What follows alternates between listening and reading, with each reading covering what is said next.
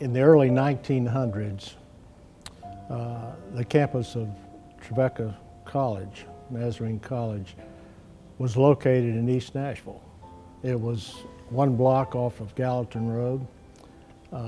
It's set back about a block, and it was between Trevecca Avenue and Strauss Avenue is where it was located. It was a large piece of property with sort of like a vacant property in front, and there was a white frame building on the back side of the lot. And that's where Grace Church first started worshiping, in that white frame building. The little white frame building was not large enough to adequately house the growing and vibrant congregation, and a new building was built. The first service in the new building was held on the first Sunday in February, 1940. Because it was a community church, we brought neighbors. I think everybody brought neighbors at one time or another. And then they got involved. And there are people here in this church that were brought by others. The Sunday school and Sunday school rallies were big. And Sunday school grew, and it grew to the building was built to accommodate this larger Sunday school, and reached out to many people that were just basically unchurched. Grace Church continued to grow, and as the ministries flourished, the fires of revival burned bright. Well, revival has always been important to Grace Church. I think it's because they were started as a revival tent meeting type church. And from that, the people just, they get a blessing out of revival time. For nearly 40 years, the church ministered to the community surrounding them on Gallatin Road. But in the late 1970s, a new vision began with the possibility of a new piece of property. So we ended up buying that property, 18 acres, plus the parsonage that was there. We paid $135,000, which we thought was just terrible. We had built a building, we had a construction loan that was tied to prime rate. Interest rates back then when we were building rose to 19–20% interest. We had monthly payments that sometimes were between $16,000 and $18,000 a month. No one was lending money at that time.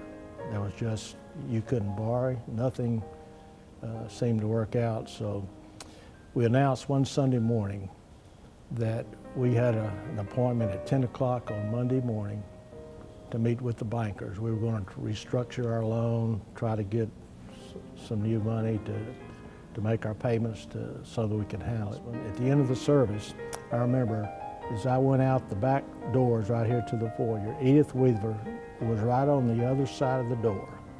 And she had a way of talking. When she talked, she would get up like this and her head would move. And she stopped me out there and she said, "Mr. Bob, now, what time did you say you were going to meet with the bankers?" And I told her 10 o'clock, Miss Weaver. And she said, "I want you to know, Mr. Bob, at 10 o'clock, I'm going to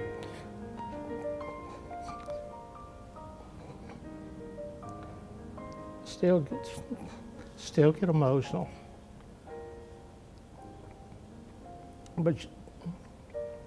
But she said, at 10 o'clock, I just want you fellas to know, I'm going to be on my knees praying for you in the church."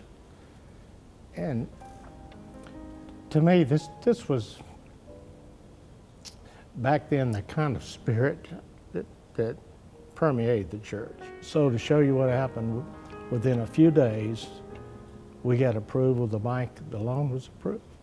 And so it just goes to show that when people pray like that, and there's a spirit of that prayer, God uses that. And that was done because people were on their knees praying.